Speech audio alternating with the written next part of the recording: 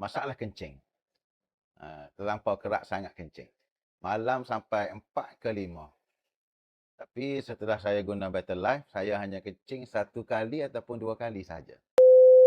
Saya pada mulanya saya hanya beli 1 saja untuk cuba. Tapi hasilnya nampak berkesan. Lepas tu saya repeat lagi. Alhamdulillah. Sehingga saya repeat yang ketiga. Saya nak pergi buat umrah ke Tanah Suci.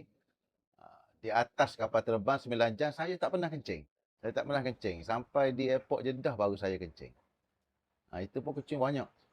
Tapi tidak terasa nak kencing masa dalam perjalanan. Alhamdulillah. Baik. Saya ada kesan lah untuk saya.